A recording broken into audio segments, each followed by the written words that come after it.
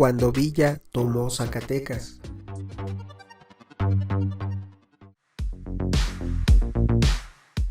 Cuando la División del Norte destruye al Ejército Federal el 23 de junio de 1914. Fue un punto de inflexión en el triunfo de las fuerzas revolucionarias. Cosa muy extraña es que únicamente había escasos defensores. Si era una posición tan importante para el gobierno federal, ¿por qué tan pocos la defendían? De tal manera que la artillería de Felipe Ángeles inició el fuego sobre los bastiones federales ubicados en los cerros cercanos a Zacatecas. Bajo una fuerte lluvia, Pancho Villa lanzó ataques de caballería y de infantería en contra de las defensas que protegían la ciudad de Zacatecas, contra el pesado fuego de las ametralladoras y contra la artillería bien alineada. Ojo, la diferencia decisiva fueron las ametralladoras proporcionadas por el gobierno de Estados Unidos contra una artillería bien alineada. Ahora, la División del Norte fue ganando terreno inexorablemente, incuestionablemente. Las pérdidas villistas fueron cuantiosas, pero la artillería de Ángeles atrajo el fuego deliberadamente hacia sí misma para que las fuerzas atacantes pudieran avanzar. Ángeles escribiría: la artillería intimida cuando el cañón truena, el enemigo se esconde y nuestra artillería avanza. Y cuando el enemigo se atreve a asomar la cabeza, ya tiene a la infantería nuestra encima y abandona apresurado su posición. De tal manera que continuaron las escaramuzas, los combates, y alrededor de las 2:30 se capturaron las cimas que dominaban la ciudad de Zacatecas y eso fue a las 2:30. Ya a las 4 de la tarde cayó el cerro de El Grillo, después de un rudo y sangriento combate, y a las 6 se abatió la posición de la Bufa, la siguiente posición, de tal manera que los federales iniciaron su retirada en forma alocada, ya que habían perdido los cerros cercanos a Zacatecas. Una retirada desorganizada y por demás en desbandada. Antes de eso, dinamitaron el edificio federal, que también servía de arsenal, y la explosión provocó el fallecimiento de 300 civiles. En su mayoría, se dice, había mujeres y niños. Más civiles murieron por las explosiones provocadas para destruir edificios estatales y municipales. Los villistas tomaron la ciudad desde 3 direcciones y a pesar de sus grandes pérdidas, de la de los villistas, la superioridad numérica se impuso porque eran muchos. Los federales inexplicablemente eran muy pocos y estaban rodeados y trataron de encontrar una salida. Algunos cientos pudieron escapar hacia Aguascalientes, destruyendo las vías del ferrocarril a su paso, pero la mayoría fallecieron entre el fuego de entrada y cruzado de Luis Garfias, general villista. Y a pesar de todo te diré que las tropas federales lucharon lo mejor que pudieron y de hecho combatieron hasta el último momento en condiciones muy adversas. Prueba de ello fue el número de generales que murieron en batalla por parte de los federales. Los resultados de la lucha fueron 6,000 fallecidos y 300 heridos por parte de fuerzas federales, 1,000 muertos y 200 heridos de los villistas. ¿Qué explica que los villistas sean muy pocos fallecidos cuando era un ejército mal entrenado, pero muy bien equipado por Estados Unidos? 6,000 fallecidos del ejército federal, pero ¿por qué eran tan pocos? Si el ejército se componía de muchísimos efectivos, ¿por qué nada más 6,000? ¿Por qué tan pocos, unos cuantos miles, defendieron la posición de Zacatecas? Si era tan decisiva y tan importante, ¿por qué no había más? Te diré que de los prisioneros federales, la mayoría fueron fusilados por orden de Pancho Villa. Algunos pocos, los menos, fueron liberados porque eran lo que se le llama de leva. En aquel tiempo se decía, llegó la bola y se los llevó. La bola era una leva forzosa. Llegaban las fuerzas federales y reclutaban de manera obligada a cualquier joven mayor de 14 años. Lo mismo hacían los revolucionarios. A cualquier lugar donde iban, tomaban a los hombres mayores de 14 y se los llevaban de manera obligada. Eran soldados de leva. Lógicamente, en estos enfrentamientos siempre había fallecidos civiles y heridos. La ciudad de Zacatecas seriamente dañada. Se observaba algunos edificios que fueron dinamitados por los federales al huir y también las vías del tren. De tal manera que se capturaron 12,000 rifles, 12 cañones, varias ametralladoras, 9 trenes y 12 cañones montados. Aquí vamos a hacer una aclaración. No es posible que el gobierno federal tuviera tan poco en cuenta la defensa de Zacatecas, que fue un punto de inflexión. Eso dio un empoderamiento increíble a Pancho Villa y después entró a la Ciudad de México y se sentó en la silla presidencial. ¿Por qué? Porque recibió ese armamento de parte del ejército federalista.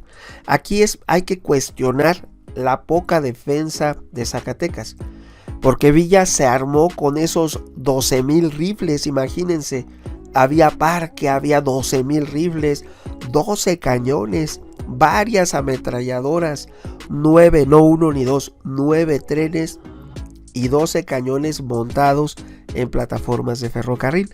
Es como si hubiera estado pactado por fuerzas traidoras federalistas, tal vez probablemente. Lo más seguro es que así fue, que dentro de las defensas del gobierno federal había mucho traidor y le regaló ese parque a las fuerzas villistas, y de esa manera, al recibir ese parque, se fortalecieron tanto porque aparte recibían con regularidad, además de camarógrafos, fotógrafos, les hacían videos y películas de Estados Unidos, también recibían parque de Estados Unidos, como les comenté, ametralladoras y equipo de lo mejor y lo más moderno que tenía en ese momento Estados Unidos. De tal manera que estaba mejor equipado en un momento dado, y más cuando ya recibió este parque, 12,000 rifles, etcétera, etcétera, etcétera. Pancho Villa tenía un ejército lo suficientemente armado y equipado como para tomar el resto del país.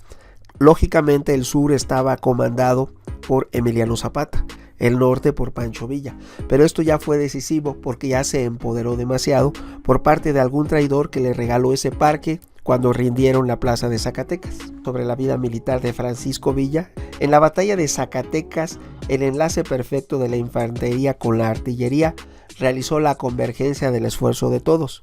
Fue decisiva infantería y artillería. Ahora bien, los tiros directos de apoyo que ejecutó la artillería fueron tan efectivos que no es extraño el increíble grado de eficacia que lograron en esa acción, y que fue donde el arma de artillería tan poco usada en las guerras revolucionarias, que fue la que prestó un gran servicio a los revolucionarios, se refieren a las metralletas, lo cual es falso. No es más que endulzar lo que ocurre. Es como cuando se lavan la cara diciendo que los piratas eran buenos o que los malos son buenos, etc. O después elevar a categoría de santo a un bandolero y hasta hacerle series y películas y decir o querer enaltecer figuras que no lo son. Se le llama, cuando tenemos un ídolo que no lo es, se le llama ídolo de pies de barro. Un claro ejemplo pudiese ser, a opinión de algunos, Pancho Villa, porque no era más que un bandolero venido a más por una circunstancia clave y decisiva, el apoyo de Estados Unidos. Él creció, se hizo grande por Estados Unidos. Solo nunca pudiera haber obtenido el parque suficiente. Toda situación necesita que alguien le proporcione el parque. Sin eso no puede haber ninguna conflagración. Un claro ejemplo ocurrido en 2022 es la situación entre Rusia y Ucrania. Ucrania es un país que recibe apoyo de la mayoría de las naciones occidentales y ha recibido algunos calculan cerca de 100,000 millones de dólares regalados, porque es casi poco probable que algún día los llegue a pagar. La mayoría en artilugios para su defensa, lo cual ejemplifica lo que ocurrió durante la Revolución Mexicana en relación a Pancho Villa. Si no reciben parque no pueden resistir ni avanzar. Triunfó Villa por el parque que recibió de Estados Unidos y por los traidores, como en la toma de Zacatecas, que le regalaron esos 12,000 rifles, esas ametralladoras, esos 9 vagones de tren llenos de parque. Por eso triunfaron los revolucionarios, porque siempre hay una mano que mece la cuna, alguien que apoya tras bambalinas.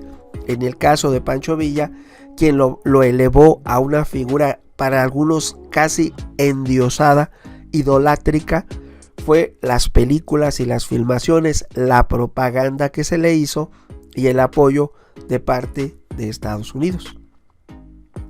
De tal manera, regresando a esta historia, el 19 de junio la División del Norte llegó en 18 trenes militares a Calera, a 25 kilómetros de Zacatecas. Los generales Felipe Ángeles y Tomás Urbina diseñaron el plan de la batalla.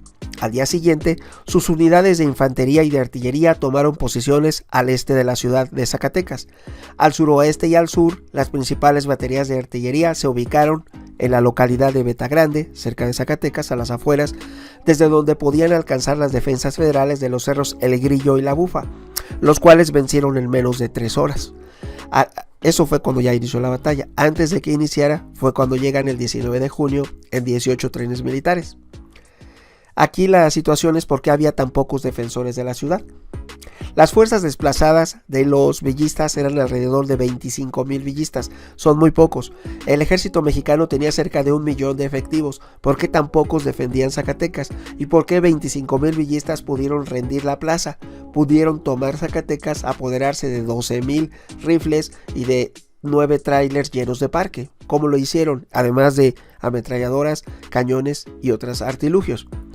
De tal manera que los federales atrincherados eran escasamente 12,500 hombres.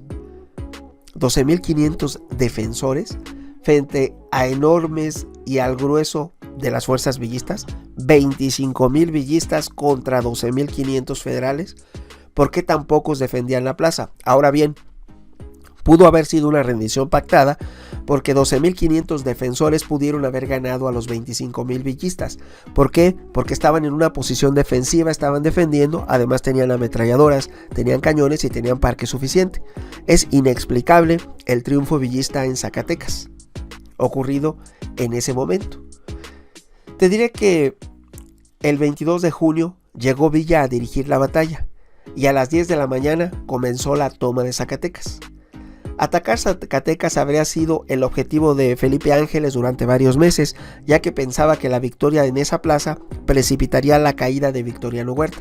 Recordemos que en 1914 Estados Unidos toma el puerto de Veracruz, invade México, confisca un cargamento que era decisivo para la resistencia del gobierno federal. En ese momento el gobierno federal, el presidente era Huerta. Si ese cargamento que le quitó al gobierno de Estados Unidos hubiera llegado a Huerta, ahí terminaba la revolución. No habría habido revolución porque ya había triunfado Huerta. Los revolucionarios, como te digo, no tenían nada, no podían sostenerse ni defender nada. Una persona con un machete o con un simple escopeta no puede, eso no es un ejército. Algunos dicen el ejército de Pancho Villa era un grupo de personas, de charros armados, de personas a caballo que agarraban lo que podían, el asadón, la pala, un cuchillo, un machete, lo que sea, una pistola hechiza o un rifle antiguo tipo arcabuz. Eso nunca hubiera podido haberle ganado al ejército federal mexicano, que contaba con ametralladoras, cañones. No le puedes ganar a un cañón 100 soldados a caballo con una simple escopeta y una que otra arma de mano. No pueden ganarle a unos cañones y no le puedes ganar a una ametralladora. Simplemente la mano que mece la cuna es Estados Unidos, que apoyó a los bandos revolucionarios, a Villa, a Zapata y también a algunos que disolvían las fuerzas federales, como Venustiano Carranza y algunos otros. Las diferentes facciones todas eran apoyadas, y lo ilógico es que fueron apoyadas por el propio parque que compró el gobierno federalista de Huerta y que fue confiscado por Estados Unidos en territorio mexicano en el puerto de Veracruz. De tal manera que esta es una batalla decisiva, la batalla de Zacatecas, porque Pancho Villa recibe el parque suficiente para consolidar su lucha revolucionaria. Esto además del embarque que le llegó de Estados Unidos. 12,000 fusiles completamente nuevos, equipados y todo del gobierno federal mexicano, más lo que le llegó de Estados Unidos, hicieron posible el triunfo de la División del Norte y un tiempo después que se sentase en la silla presidencial. ¿Tú qué opinas de esta situación? ¿Crees que está bien lo que ocurrió? ¿Crees que si hubiera terminado la Revolución Mexicana en 1914, le hubiera ido mejor o peor a México? Lo que es indiscutible, te comentaré, es que las tiendas de raya no debían de existir y era una prolongación de las famosas encomiendas. Vamos a regresarnos un poco. Llegan los españoles, conquistan México, establecen las encomiendas. Las encomiendas duran años y años y algunas evolucionan y se convierten en tiendas de raya. Entonces, la famosa tienda de raya nunca debió existir. Ahora bien, la justicia social justifica que en ese momento, cuando inicia la Revolución Mexicana, te diré, México era una de las principales economías, ojo, escucha bien, del mundo. El peso mexicano era una de las monedas más valiosas del mundo. Ojo, del mundo. Era intercambio internacional. De hecho, en Estados Unidos, ya desde que eran las 13 colonias utilizaban el peso español porque era más valioso. Y ya como Estados Unidos independiente, durante los primeros años, antes de que nos invadieran 1847-49, cuando nos quitan la mitad del territorio, antes de eso Estados Unidos no era ninguna potencia y utilizaba el peso mexicano como moneda de referencia para pagar créditos internacionales. Nuestra moneda a lo largo de los años siempre fue más valiosa. Y otro comentario te diré, si México es el principal exportador mundial desde los orígenes de México, desde la colonia, desde Nueva España, durante 300 años, México fue el principal exportador mundial de plata y hoy en día lo sigue siendo. Si no es el primero, es de los primeros lugares, pero regularmente siempre es el primero, porque la moneda mexicana desde la época colonial no fue de plata. Estas y otras preguntas esperamos atender y que nos des tu opinión.